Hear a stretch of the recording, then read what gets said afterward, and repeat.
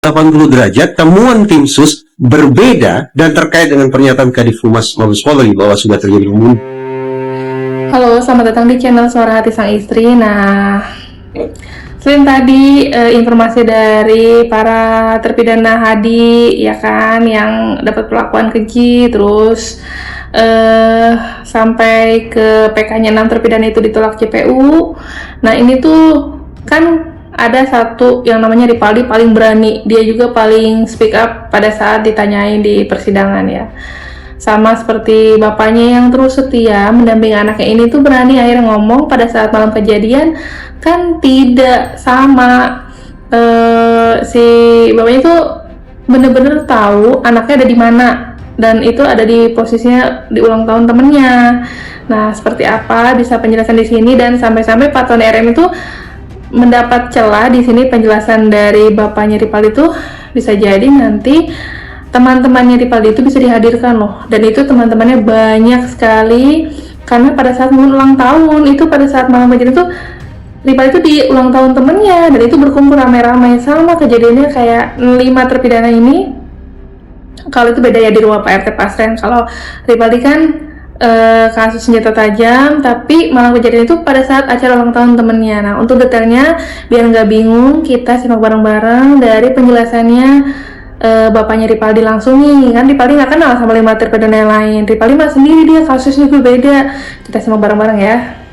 Ripaldi ya, siapa namanya Pak? Ripaldi Aditya Wardana. Ya, anak Bapak namanya Ripaldi Aditya Wardana. Ya. Bapak namanya siapa? Nama saya Pak Asep. Pak Asep. Ya, jadi Bapak kandungnya? Betul. Pak, Ripaldi ini diponis umur hidup. Betul.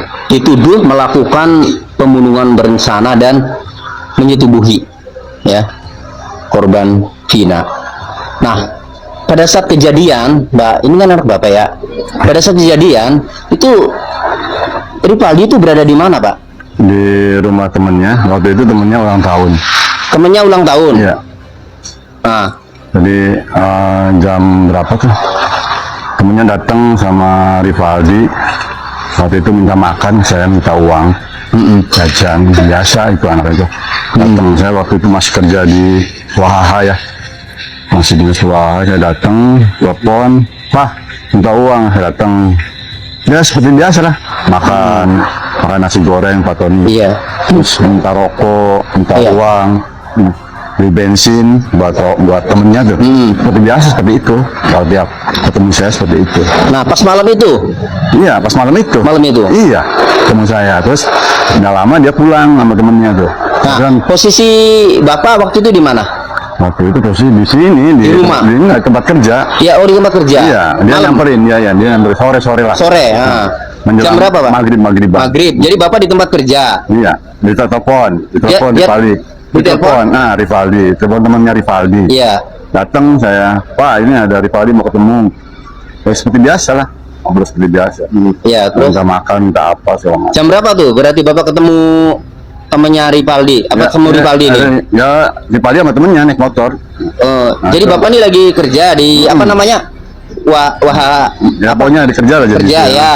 Nah, kemudian Bapak ditelepon oleh temannya Ripaldi, Iya. ya. Kemudian ketemulah Iya. sama sama Ripaldi dan temannya. Ketemunya di mana? Ya, ketemu di situ di pom bensin. Di pom bensin.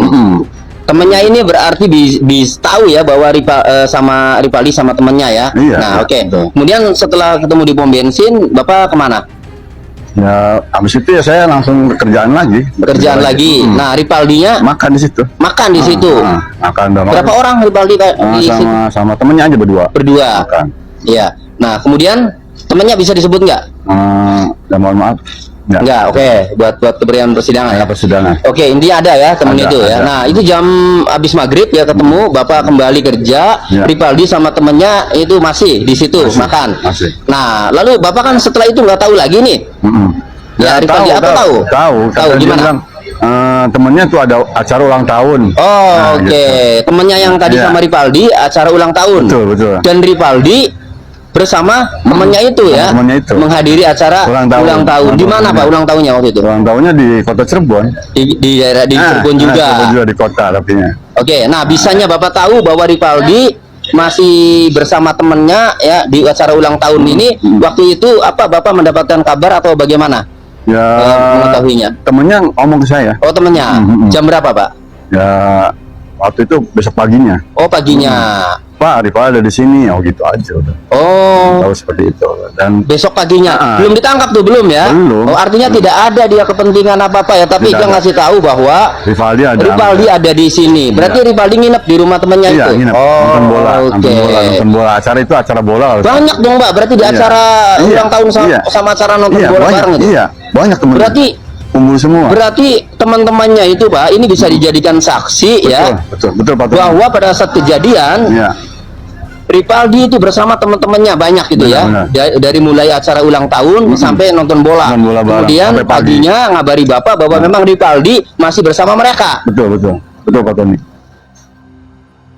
Iya kan tadi kalau dari sisi saksi 5 terpidana beda ya, itu yang menjadi saksi bahwa betul malam itu ada di rumah Pak RT Pasren. Yang ini kalau Rivaldi pada saat malam kejadian itu sedang merayakan ulang tahun temannya dan menginap menonton bola gitu kan. Semoga aja ini saksinya benar ya dan bersedia untuk dimintai keterangannya sebagai saksi untuk khusus Rivaldi kan beda nih. Rivaldi nggak kenal sama 5 ya terpidana yang lainnya kan beda pertemanan atau beda kondisi lah waktu itu ya. Dan di situ aja udah janggal gitu, gimana mereka nggak kenal tapi bisa ngelakuin pembunuhan ataupun pemerkosaan gitu kan. Biasa kan kalau yang pembunuhan pemerkosaan kalau beramai-ramai gitu ya pasti pada kenal lah, berarti istilahnya komplotan kan gitu ya. Ini kan mereka nggak pada kenal.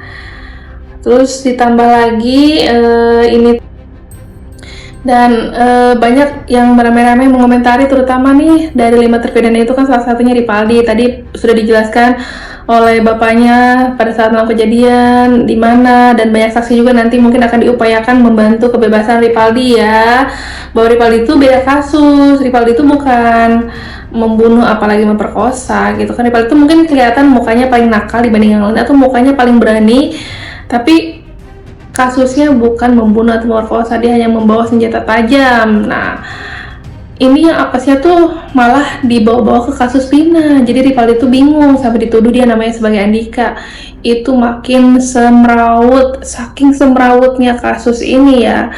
Kayak seolah-olah disendat gitu kan. Sebenarnya tuh kayak ada kasus lain yang ditutupi, bisa jadi kayak gitu ya kan. Kok tega sih? Terus dan kenapa para JPU ini tuh dengan mudah memvonis mereka tetap bersalah, padahal sudah banyak bukti yang menyatakan mereka tidak bersalah. Apa yang mendasari penilaian mereka ini menjadi pertanyaan buat kita semuanya. Nah, detailnya kita simak langsung aja nih dari suara hati netizen ini ya. Waktu tanggal 27 kamu ada di mana? Saya pulang kerja tuh Ya, mungkin kawan-kawan yang mengikuti VT-VT-ku baik di akun ini maupun akun keduaku cukup paham terkait mengapa Rivaldi berada dalam lingkaran peristiwa tersebut. Rasanya tidak mengagetkan dengan apa yang disampaikan oleh Rivaldi. Ya, karena pada dasarnya Rivaldi sebelumnya sudah memiliki perkara. Namun perkara tersebut perkara yang jauh dari peristiwa tersebut. Ya, perkara yang dimiliki oleh Rivaldi adalah membawa senjata tajam dan lain sebagainya, bukan terkait dengan peristiwa Vina maupun Eki. Sama sekali tidak ada keterkaitan, tidak ada korelasinya. Ya, itulah faktanya. Maka kita berpikir logik saja, kita buat simpel saja, tidak usah diperumit. Bagaimana mungkin seseorang yang sedang memiliki perkara, sudah memiliki tindak pidana, bahkan posisinya pun tidak dalam lingkaran peristiwa, mengapa harus dipaksakan untuk berada dalam lingkaran peristiwa? Apalagi hal-hal tersebut tidak didukung oleh validitas pembuktian. Bahkan surat penangkapan saja untuk peristiwa tersebut tentunya tidak ada. Surat penahanannya pun tidak ada, dan lain sebagainya. Dan itu tidak terjadi hanya pada Rivaldi. Untuk terpidana lain pun tidak ada surat penangkapan. tidak ada surat penahanan dan lain sebagainya. Faham kan? Faham lah ya. Alright? Maka memang benar adanya sedari awal sudah cacat secara formil, sudah cacat pula secara material. Belum lagi ada begitu banyak penyimpangan-penyimpangan yang terjadi. Itu faktanya, bukan katanya. Tuh kan, ini sobat netizen ini tuh paling paham dan bisa menyimpulkan sebenarnya kasus Vina itu seperti apa gitu kan.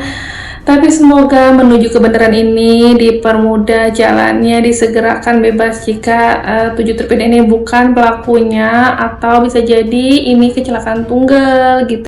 Nah, pasti ada yang tahu dong dengan ahli forensik ini ya, Bapak Reza Indragiri ya, seorang psikolog yang sampai-sampai beliau ini mempertanyakan sikap Polri yang tidak pernah lagi memberikan keterangan soal kasus Vina Cirebon. Dari hasil pencarian ini ya, seperti apa sih sebenarnya kasus Vina ini ke depannya? Nah, untuk detailnya kita simak langsung dari beliau. Setiap hari Dirhumas Polda Jabar muncul di depan kamera. Sekarang coba cek kapan terakhir kali Polda Jabar melakukan preskon tentang peristiwa Cirebon. Firasat saya mengatakan 180 derajat temuan tim sus berbeda dan terkait dengan pernyataan Kadif Humas Mabes Polri bahwa sudah terjadi pembunuhan. Ayo, penyidik 2016 muncul deh kali. Nasib para penyidik pun mungkin akan sama dengan Richard Eliezer. Kena sanksi etik? Iya. Kena sanksi pidana?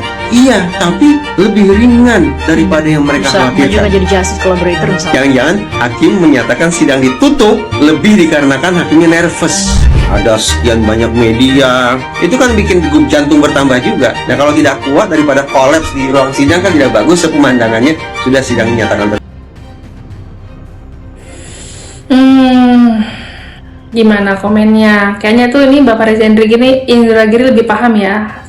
Di belakang kasus ini tuh ada hal yang banyak ditutupi, dan sampai-sampai kan tadi bilang sidang aja harus tertutup, apalagi ini sidang terpenting 6 terpidana gitu kan, ditambah Sudirman juga nanti nggak tahu ya menyusul atau dibarengi sama 6 terpidana, belum tahu nih kalau itu. Ya udah deh guys, nanti update terus di channel Suara Hati Sang Istri ya. Jangan lupa komen ya. Makasih yang udah nonton, kurang lebih mohon maaf, bye.